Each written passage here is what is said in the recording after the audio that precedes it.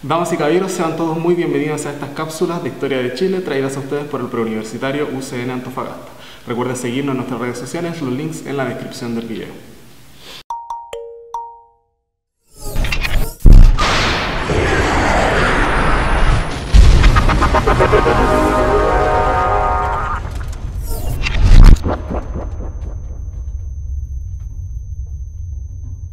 En esta primera cápsula abarcaremos las materias que van desde el descubrimiento y conquista de Chile hasta el periodo colonial.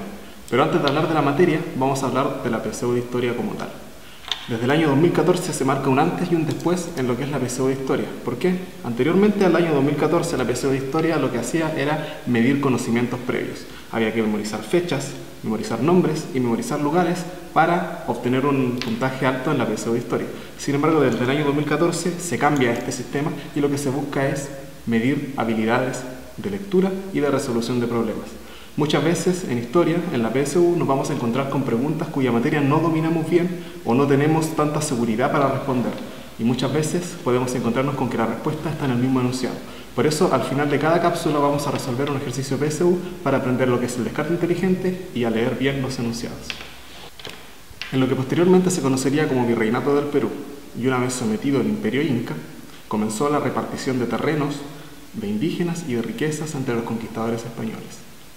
Sin embargo, esta repartición no fue del todo equitativa, ya que Francisco Pizarro y sus hombres se llevaron la mayoría de las tierras, las riquezas y los indígenas para trabajar estas tierras, mientras que Diego de Almagro y sus hombres se llevaron una porción bastante reducida.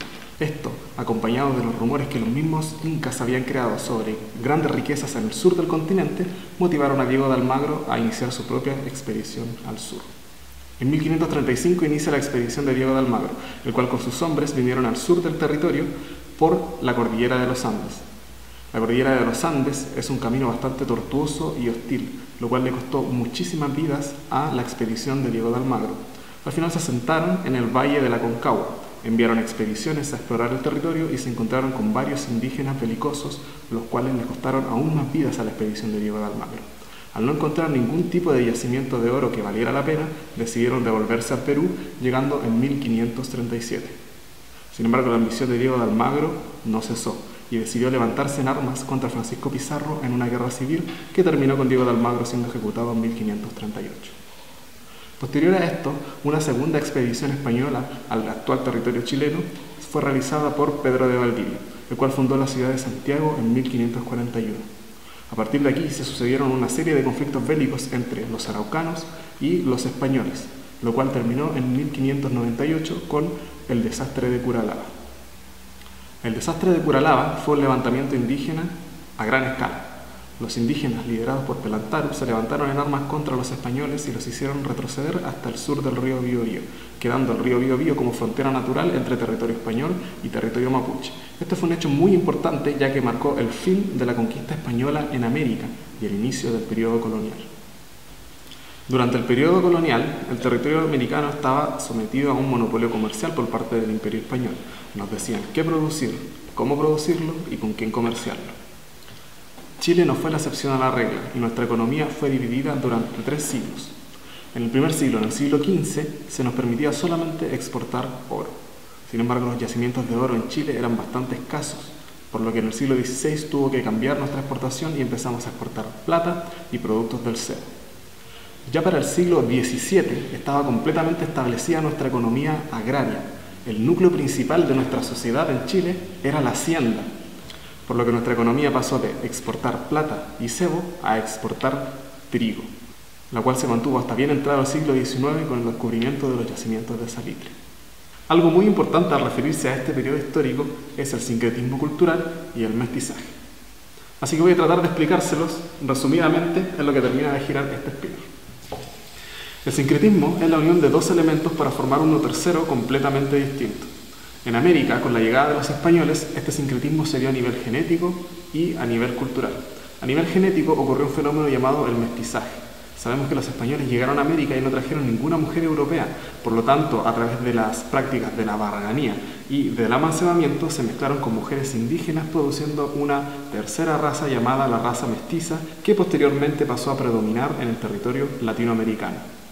A nivel cultural, se crearon distintas costumbres que eran mezclas entre elementos europeos y elementos indígenas, como por ejemplo la fiesta de la Tirana, que combina elementos rituales de culturas andinas con la fe católica europea.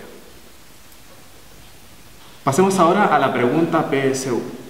La pregunta dice así: en el año 1598 se dio uno de los más importantes batallas entre españoles y mapuches, conocida como el desastre de Curalaba, resultando en la muerte del gobernador español y el establecimiento del río Biobío como frontera natural entre territorio español y territorio mapuche. Teniendo esto en cuenta, ¿cuál fue la principal consecuencia política que tuvo este suceso? Alternativa A, el establecimiento del comercio esporádico entre mapuches y españoles en el río Biobío.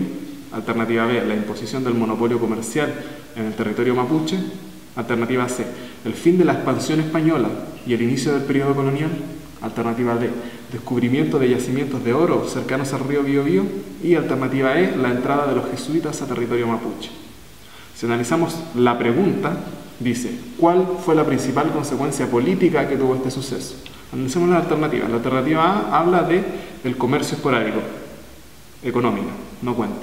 La alternativa B dice imposición del monopolio comercial, inmediatamente económica, la descartamos. La D dice descubrimiento de yacimientos de oro, económica, descartada. La entrada de los jesuitas a territorio mapuche es un ámbito religioso, diagonal cultural, así que también está descartada. La alternativa C dice el fin de la expansión española y el inicio del periodo colonial. Es la única consecuencia de carácter político que vemos en la alternativa, por lo tanto, incluso sin saber la materia, podemos saber que es la respuesta correcta. Y muy bien, eso ha sido todo por esta cápsula. Muchas gracias por ver, espero que les haya servido y nos vemos en las siguientes cápsulas PSU. Hasta la próxima.